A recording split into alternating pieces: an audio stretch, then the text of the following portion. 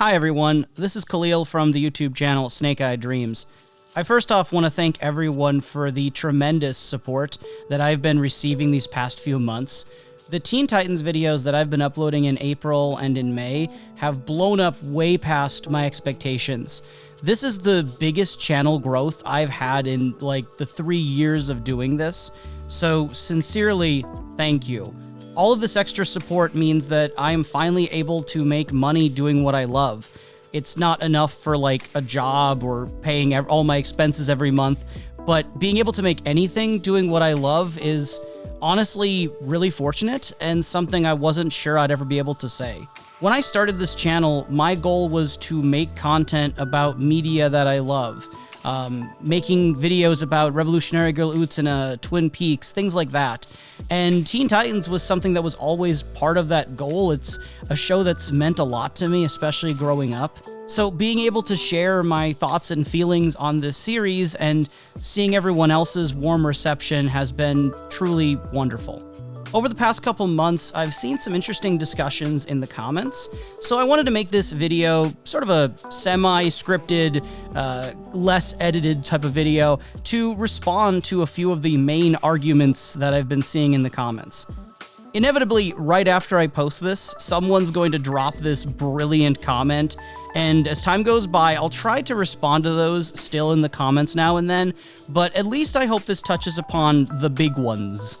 And before I start, while by far most of the comments I've received have been very supportive, positive, and fun, every now and then I'll get this comment that's like oddly judgy or insulting, whether it's toward me or toward someone else.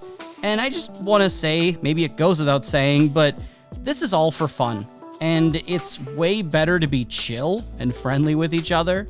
We all love the same show, a kid's show, remind you. And I don't think there's ever going to be a case where you're going to have all the answers or that one right answer even exists for some of these situations. So, as with those videos, I would ask you to please be respectful in the comments here toward everyone sharing their opinions. With all that out of the way, let's go ahead and get started with one of the most common comments I've received on my Teen Titans videos, and that's about Mammoth and the gold bars. So there was this part in the villain ranking video where I suggested that Mammoth got weaker over the course of the show. And I brought up how in earlier episodes he was able to lift Beast Boy when he was this big elephant. And later he's shown to not be able to lift this like pallet of gold bars. And this implied then that the gold bars weighed less than Beast Boy as an elephant, and therefore it's like he got less strong or something. But gold bars and elephants do not weigh the same amount. I just honestly didn't think about it very hard when I put that part in the video. In hindsight, obviously, I wished I would have done just a small amount of research, because I've received at least like 17 comments all telling me like the measurements of gold bars versus elephants. And honestly, at this point, it's kind of funny. You're totally correct, by the way. I did make this mistake. It's just been funny seeing all the people pointing it out. And every time I'm like, yeah, it's kind of obvious in hindsight. I didn't do my research. You got me on that one. Still, it doesn't really change where I'd put Mammoth on my list.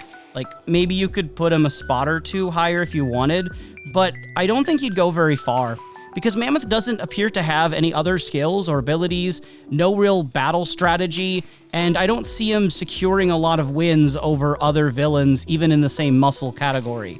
Like, I'm still not even sure he'd beat Kitaro, but maybe, because raw strength only does so much. I would argue that that isn't enough to win a lot of these fights with people who have, you know, weapons or can shoot lasers and stuff like that. And even though gold bars definitely would weigh more than the elephant, my main point was that as the show went on, Mammoth isn't shown doing impressive things like he is before. In the beginning, he's shown to be this really strong character, and later he's shown to be unable to lift the things in front of him. Even if those things do weigh more, it's kind of how the show like portrays him, the sort of attitude or tone toward the character. He just feels less serious to me, and maybe that's a subjective thing at the end of the day. Also, just I guess so I mention it, someone like Billy Numerous who can multiply can lift more than Mammoth alone. So, and that's not accounting that Billy Numerous has way more battle strategies, and then somehow he and Gizmo lost to Cole and Gnark. Power scaling is weird. One of the most surprising trends to me was the fairly large number of people who question even the point of making the videos in the first place. I mostly get this on the ranking videos, not so much the 2-hour retrospective video from earlier. And of course, these comments aren't the majority of people, but it still popped up more than I expected, so I wanted to explain it at least a little bit in case there's anyone listening who doesn't know why I made the videos so dang long in the first place.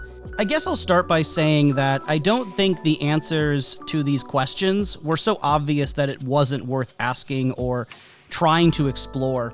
Most of the people making these comments say that clearly Raven was the strongest, or clearly Trigon was the strongest. And obviously I do agree in the end. If you watch the whole video, yes, I agree with you. And these are the answers that I suspected even before I made the videos. But that wasn't the only point of making these videos. I think it's fun to go through all of these characters, a lot of characters that viewers might have forgotten about, or maybe they just missed the episode where they were in. So looking at everyone and being that level of thorough, I think is just a fun exercise and is interesting to do. It puts different characters in perspective that, at least for myself, I know I hadn't thought about that way. Actually trying to determine the strength of some of these characters led to some interesting revelations, at least for myself. And I think it's also cool to know who's second place or third place or fourth place, not just the biggest and the strongest at the end, but to know where everyone would fit. Also, personally, I really like watching long-form videos on YouTube. A lot of my favorite videos that I've watched are an hour, 2 hours, or even more sometimes, and I don't think there's anything wrong with that. When I made these videos, I imagined that they could be something people would put on in the background while they're doing other things. And if these videos help someone get through a long drive or some household chores, I'm more than happy. What I was not surprised to see a lot of comments about was the fight between Terra and Raven. I kind of figured that'd be a pretty hot button issue. Also, more broadly, there have been a lot of comments about Raven and, in general, Terra as well. I think that the points made about Terra's terrain advantage are pretty good and totally make sense. It's something maybe I should have emphasized more in my video, that it gave Terra the edge to fight Raven in this muddy landscape. It's yet another one of those things that makes Terra and ranking Terra as higher or lower a bit more difficult to judge, since the muddy area was definitely playing a factor. If the fight had gone down and there wasn't that mud, would it have played out the same way? We'll never really know, we can only speculate. What I think requires a bit more proving, though, is the idea that everyone was holding back against Terra at first, and then once they stopped holding back, they could easily beat her. I'm not saying the stance is wrong, to be clear. I think it makes sense as an interpretation, but I don't think it's the only way to read Terra's abilities. I understand that I do rate Terra pretty highly. I tend to think that she is a very capable fighter and someone who we never saw at full potential, but even the potential we saw her at was enough to keep the other Titans really struggling. And a lot of this comes down to then how much you think the Titans were holding back. So during their encounter in Aftershock Part 1, when they're in the city and it's the 5 Titans versus Terra, do you think that they could have beaten Terra in 5 minutes and been done? Or do you think that even though they were holding back a little bit, Terra would still have won even if they weren't? Raven's the obvious big example here of a counterpoint where if she went full power, she probably could destroy the entire city. But with the other Titans, was Cyborg and where Robin and Starfire, were they holding back enough that it made the fight look that much more even and it wouldn't have been otherwise? Or is Terra that good? And this, of course, also plays into the role that Slade is having here, where he is also controlling Terra. I don't want to rework every point in my video, but I just think there's more than one angle here.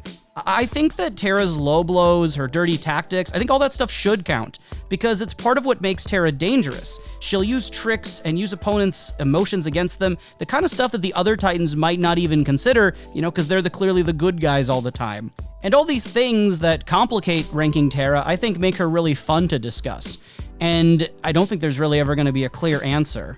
She was strong enough that Slade wanted to control her, which I interpreted means that she's stronger than he is, and of course that's backed up by the fact that she does kill him. But then you could turn around and say that It wasn't so much that she was stronger than him, but he didn't want her joining the Titans and even making them stronger. He already wanted an apprentice. And the way that she killed him was by catching him off guard. And if he had known it was coming, he could have prepped for it.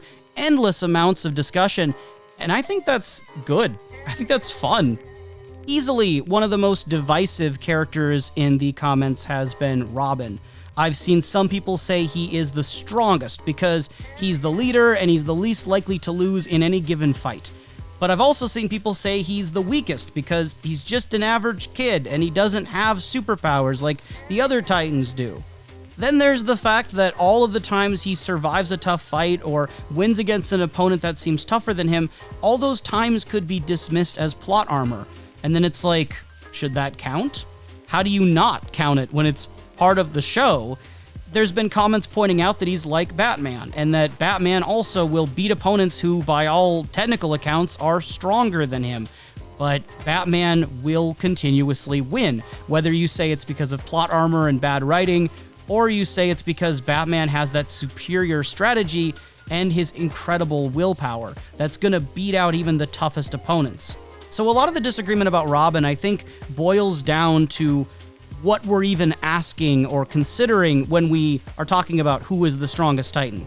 Is it raw ability and output of power, or does it have more to do with the track records and what the characters are actually shown to do in battle?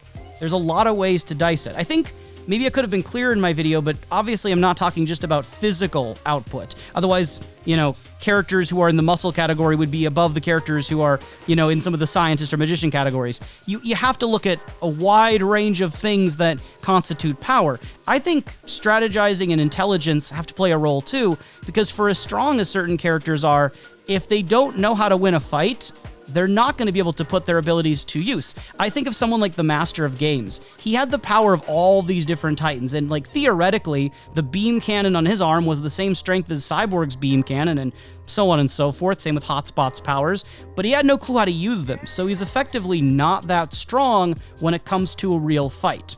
But I will say, regarding Robin and the comments about him, when it's with the Red X suit, I don't count that for Robin. At least I don't think it should count, because Robin is never going to use that suit again. It was really a one-time thing. And then anything that Robin's able to do in the Red X suit, I would instead give to Red X, because presumably he has the same abilities as Robin did in that suit, if not more abilities, based on what we see Red X do later. Lastly, I don't agree with comments that immediately dismiss Robin as weak or put him at the bottom. Right before recording this video, I saw a comment of someone saying that they're glad they skipped my video because I put Robin ahead of anyone in the Core 5. I don't agree with that, again, because Robin does clearly win a lot. He clearly is strong, and if you don't think he's strong, I'd want to know your thoughts on Batman, really, or Nightwing or any of those characters. In DC Comics and in the Teen Titans shows, these characters do pretty well.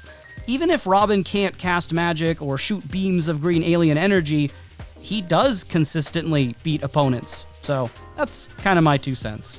Like I've said in 2 of those Titans videos, Beast Boy is my favorite character in the whole show, and I didn't enjoy placing him last among the core Titans. That said, I really don't regret putting him where I did. You could make a case for and against every one of the core Titans, and I personally think that Beast Boy has a lot of impressive potential, but it's not potential he actually has used a lot, and reached his highest potential. Even if Beast Boy can turn into mythical creatures, we don't see him use that very often. And the strongest thing we see him become in the show is that beast that he and Adonis could become. And we only see him do that against Adonis, and then later in a very heightened situation to protect Raven again. So it doesn't seem like it's something he always can use or is always willing to use. And he can turn into a whale, but that doesn't automatically prove anything, because one of the times where he actually did become a whale and use that in a fight, he dropped super high up and fell on top of Atlas. Atlas just picked him up and threw him like it was no big deal. And while that shrinking and expanding trick, so going small and then becoming big, was used once on Trigon, for whatever reason, Beast Boy doesn't use that in the show very much. So I agree that BB could be absolutely unstoppable if he weaponized all of his abilities. Like, if he used more often where he could shrink into, like, viruses and amoebas and hurt people at a cellular level, they couldn't do anything about that. But if I don't expect it's something Beast Boy would do in the show based on prior examples, it seems like a lot of the times he transforms are very specific one-time moments. So even if a lot of people think that Beast Boy should be able to beat Robin because Robin doesn't have any powers and Beast Boy can do all these things, I'll be honest, if I think of the tone of the show and how both characters are typically shown to be in their fights, Robin's gonna win most days of the week. It reminds me about how some people are commenting that Jinx could be a lot more dangerous if she used her bad luck powers to their fullest, and how Raven could use telekinesis and quickly defeat Robin. But while I like those thought experiments, I don't think they're backed up. Jinx usually isn't that strong in her appearances, and maybe she could be, but that's not the character we see. And Raven doesn't quickly defeat characters using telekinesis like that. If it was that easy for Raven to beat Robin holding back her emotions, then she should have been able to beat Red X, and she should have been able to beat other melee fighters like that. But she isn't usually that capable. And that's another reason why I split Raven into two categories, is that when you just watch Raven throughout the show and don't look so much at the times where she goes fully into Trigon Rage or fully into the white robe form, if you just look at her in the average episodes of seasons 1, 2, and especially 3, the first 3 seasons, she's usually not the MVP. It's very rare that she actually gets a final blow or a winning attack. And you could say she's holding back, but if she holds back 99% of the time, is it really fair to only count the 1% where she doesn't hold back? Again, that's why I split them up that way. Okay, so the next one didn't surprise me either. It got talked about a lot, and that is Cyborg and Brother Blood. So in my Titans videos, I wrote off Cyborg's win against Brother Blood, basically saying that it's a situation where the writers had maybe backed themselves into a corner narratively, and they quickly wrote in a resolution that didn't make a whole lot of sense. There are ways to explain it, but the show I don't think necessarily explained it. As one commenter put it so well, Cyborg became a literal deus ex machina, a literal god in the machine. As some of you put it, he went ultra instinct. But in terms of explanations of the fight, there were some good ones. Like, it's possible that Cyborg was able to hack into Brother Blood because of their similar robot wiring, that by Brother Blood making his designs after Cyborg, it allowed Cyborg to basically hack him and then know in advance what Brother Blood was going to do because they were connected through their circuitry. That's why I was able to dodge all the attacks. I think that makes sense. And that's the kind of stuff that I'll be thinking about whenever I next watch the show. But to be clear, Cyborg does say right after the fight it was a one-time thing. So if Cyborg himself says it was a one-time thing, I don't think it should count in his favor when it comes to the rankings. It's not something he can just do. That said, after reading these comments and thinking about it more, I am wondering, out of all the characters that I ranked in both those videos, if Brother Blood might be the strongest case to move up. In the comment sections for one of my YouTube shorts, someone named Efficient or Efficiante made some really good points about how Brother Blood's mind control might work. I thought it might not be able to work as well against those with a high mental fortitude, so I speculated that maybe Slade could resist it. But they argued that it might be the case that it takes more than just willpower, and that it might take something specifically superhuman in order to actually pull that off. Something that's so rare it wasn't present in other strong-willed characters like the Titans East and the Hive students, who a lot of them you would think have strong wills. If you take that stance, who's to say that he couldn't mind control the strong-willed Slade or get into the twisted mind of Madame Rouge? There's also a really good comment pointing out that out of anyone, Terra would probably be really susceptible to Brother Blood's control. If it was those two fighting, it's likely that Brother Blood would have an edge over Terra just by being able to get into her head and literally control and end the fight. Ultimately, it could be a feeling on my part that biases are coming into play, that I don't like Brother Blood as much as I like Slade, and that's why Slade's higher. And maybe you'll say the same thing about Terra and Madame Rouge as well. It's just that I always think of Slade as being so strong and so threatening, and a lot of it's his presence, the voice that was given to him, the framing of his character, the psychological menace, that I always think of Slade as being so much better than Brother Blood. Brother Blood being some, like, generic knockoff, like, we already have Slade, this is the Slade at home kind of deal. But a lot of these comments made me see that it might be more complicated than that, and really, you could flip these roles pretty quickly and put Brother Blood toward the very top. He could be the 4th or even 3rd strongest villain if you want to put him there. Right around that level is the White Monster, and I don't have a whole lot to say about this, but I was pleasantly surprised to see the amount of support for the White Monster from the episode Things Change. I was a bit worried that people were going to think I was overhyping him and overselling him, because he's only in one episode, and it's not exactly a universally loved episode. But no, a few people actually said I should have ranked him higher. For worse or better, I gave the advantage to some of the more dangerous big bads over the White Monster, but if you actually pressed me, I don't know how Slade or Madame Rouge were gonna beat it. I just assumed that they would, which I admit is kind of a flaw in my reasoning. I assume that Slade and Madame Rouge, the fact that they can handle Robin, the fact that they can handle people like Hotspot or Beast Boy, I just think that they're the types of villains who have a chance and are so tactical that they'd find a way to, like, lure the creature into a trap and maybe melt it or send it off into space or decompose it through, like, a nuclear reactor or something. I just imagine these scenarios where somehow they're going to get the best of this thing when the Titans couldn't. They're going to use their superior cunning to beat it in ways the Titans would not have simply thought of. But if you want to argue that the White Monster should be number 3, I wouldn't fight you. I think that Scath, Slade, and Trigon are just next level, and they have the powers of gods. But if you want to put the White Monster right up there below them, in the words of Lumiere, be my guest.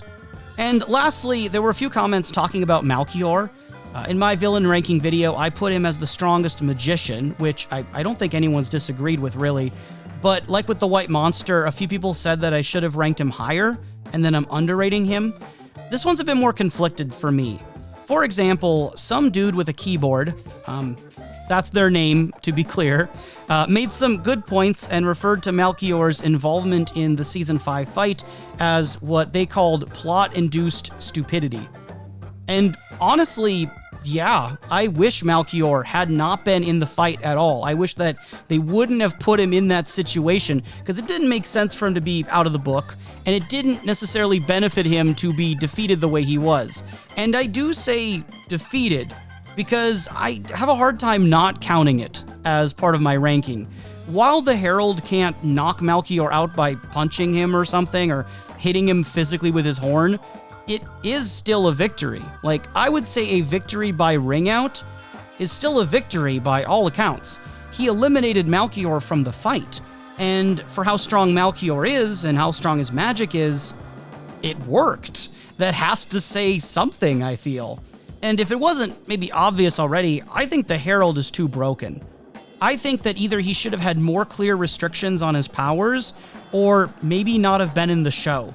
We do know that if his horn is gunked up, he can't use it, but if he has even just a moment to use it, he, like, one punch mans his way to victory. I haven't seen that anime, by the way, so I'm just guessing that it's an instant win. That's how the guy works, hence the title. So my point is that he wins right away, and I think that that's not as fun to see him play out in fights. And who's to say he couldn't use his horn on the White Monster? Get rid of him right away. Or Terra, or Brother Blood, or Titans like Robin or Starfire. Am I really going to say that the Herald is stronger than those characters? I don't want to, but could he beat them? Based on what we see, yeah. And that sucks. I don't like that personally. Maybe one of you guys is a Herald fan and you can come out in here and defend him, but I wish that he hadn't been given such unrestrained power to trivialize these tough opponents. And I think that eliminating a character from a fight is a win. He could, like, warp them into space. We know he does that with, like, that reactor, that bomb or whatever. And if he can do that, I mean, he could send Kid Flash to another dimension and win that way. I do have a question, though. Do you guys think that the Herald's portals would work on Brushogun? Like the giant Brushogun fused with Daizo? Because I'm wondering if the portals have limitations. Like, are some characters too big? that they don't work. He can't make the portal that big. We know that Malchior is a big dragon, but Daizo Brushigan is like the size of like a skyscraper. He towers over the city. I mean, surely his portals wouldn't work on Trigon, right? Right? Again, thank you so much for all the support with these Teen Titans videos.